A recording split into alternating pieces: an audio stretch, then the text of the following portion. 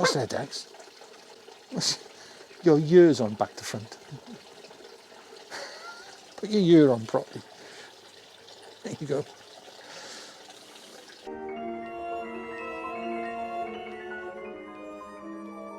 What did I say? During the meanwhilest. During the meanwhilest? No, I don't like that at all.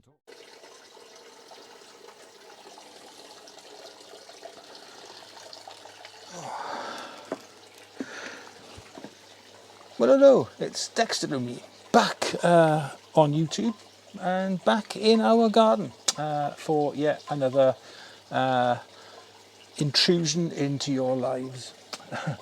And the reason for this short midweek intrusion is all about the Fujifilm GFX100S, and more to the point, why I'm not going to get one.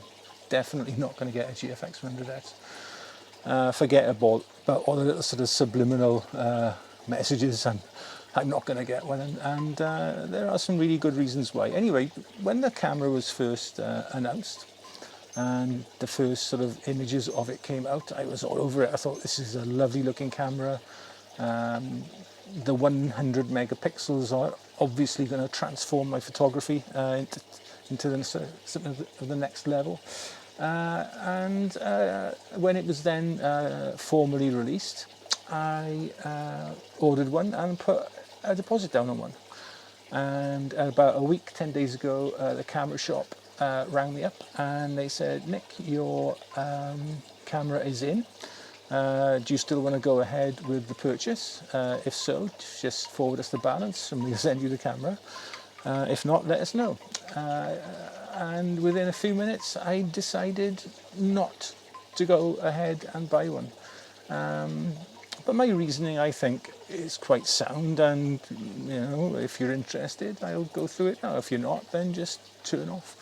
The camera offers a few things over the 50R, and I'll go through them in kind of what I consider to be order of perhaps importance. First off is the doubling of the resolution to 102 megapixels. Now, I don't know what camera you shoot with, but I shoot with a 50R obviously and an X-T3, and to be honest, 26 megapixels is more than enough. So the X-T3 really is more than enough megapixels wise. I've made some enormous prints from my X-T3 and some huge ones from the 50R, and to be honest, yeah, you can tell a difference between the 50R and the X-T3, but is it that much of a difference? No. And would the extra 100 megapixels or the extra 50 megapixels give me that much more? Croppability maybe, but now I've got my 100 to 200 lens, I need to crop less, to be honest, than I did before. So the resolution, by the by. IBIS, don't need it. My camera lives on a tripod pretty well. My GFX50R does anyway, lives on a tripod. So I don't really need IBIS at all, to be honest. The 100-200 lens has got OIS built in if ever I needed that, but I don't. Same goes for the improved autofocus engine and algorithms. I don't need those. My camera lives in manual focus mode. Don't need autofocus. And lastly is the, or not lastly, but next is the 4K video capability. Well, you know, I've got an X-T3 that does that. Do I really need a medium format 4K video camera? No. And last off is the ergos. Now, yes, ergonomically, the GFX50R is, I'd say it's a disaster, but it's a brick of a camera.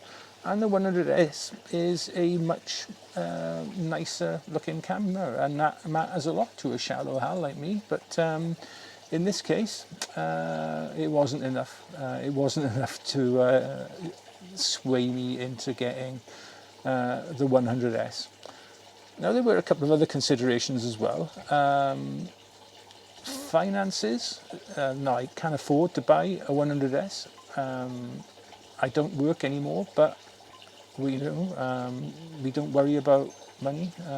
We're in a very, very, very fortunate position. We're not rich by any manner of means. Don't get me wrong, we're not rich, but I could afford to buy the camera.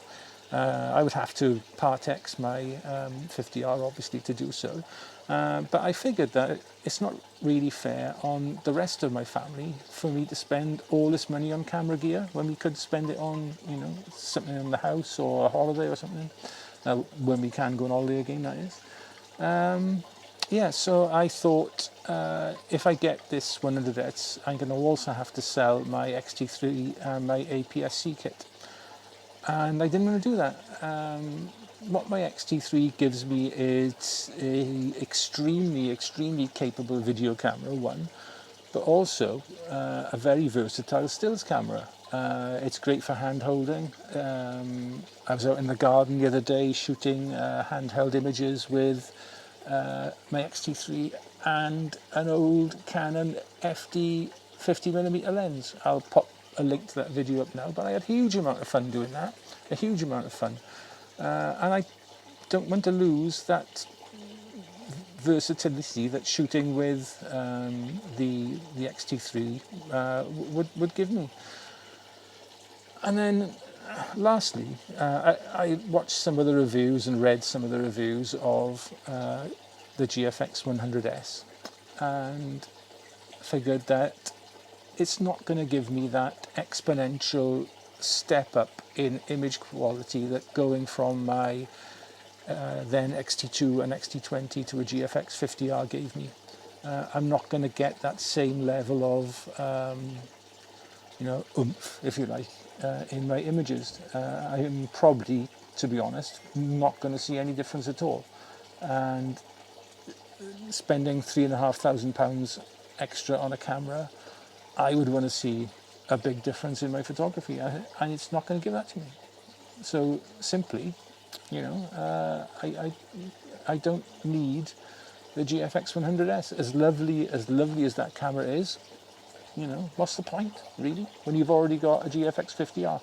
If I didn't have my GFX 50R and I was buying into the medium format system now, yeah, I probably would go for the 100S. But there's one other thing that's kind of held you back, and that is one of the reasons I bought into the Fuji system was its analog approach to exposure. So you've got nice analog shutter speed dials, analog ISO, exposure comp, and aperture rings on the camera. So you can look at your camera and see what the settings are before you've even turned it on. And then once you do turn it on, playing with those settings and changing things is an absolute joy. I love that old school analog approach that my XT3, and perhaps to a lesser extent because it hasn't got an ISO dial, the GFX 50R gives me. And I think I'd really miss that and wouldn't want to go back to shooting with a PASM dial that the 100S has got. As beautiful as that camera with its displays is, it would spoil the analog enjoyment, for me anyway, of shooting with a Fujifilm camera. There are a couple of other smaller considerations as well. I'm holding out for Fujifilm bringing out a wide-angle zoom one day. I'm hoping that they're going to bring out something like a 16 to 35 or a 15 to 30 equivalent lens, and if they do that, I will then sell my 23mm and I'll be all over that wide-angle zoom like a badly fitting suit. And then I do harbour a bit of a pipe dream one day that Fujifilm will release like a really sort of dedicated landscape camera. So one with all the sensor technology you could want, so that lovely 100 megapixel sensor, but then everything else pared back. So you'd have analog controls, a rudimentary autofocus mechanism, no IBIT, no video at all, but just a concentrated landscape camera. Now, I don't think they'll ever do that because there probably isn't that big a market for it, and it'd probably be slated by journos and critics for having, you know, slow autofocus and no IBIS and no video, etc., etc. But you know, one day maybe they will bring out a GFX100L, you know, for landscape. And if they ever do that, then yeah, I would be all over it. Now that's not to say that I'll never ever change my 50R. If they bring out a 50R Mark II, or as a 100R, you know, a rangefinder style 100 megapixel with analog dials, etc., then I might be interested in that. And also, if my 50R ever does, you know, God forbid, break, and I have to replace it, then I probably would replace it with a higher megapixel camera. But unless and until that ever happens, I'm more than happy with my IBIS-less, 4K-less, slowly autofocusing GFX50R. Gives me everything I need out of a camera right now, for me anyway. Right, that is it for this little video. I'm not going to leave you with a montage of images as usual, but I am going to leave you with a little video shot in our garden the other night. Lisa lit like a load of candles in the garden, and all our lights came on, and I filmed that, and it looks really nice and peaceful and atmospheric. So if you're interested, stick around and I'll pop that video up now. Otherwise, thanks very much for watching. Dexter and I really do appreciate every view we get. Picked up quite a lot of subscribers lately, so perhaps we are doing something right, I don't know. Anywho, we will see you. Have we got a video on the weekend? I think we got a video on the weekend. We will see you on the weekend with, oh yeah, it's one of my tribute videos, that's right, yeah. See you on Saturday. All the very best, bye-bye.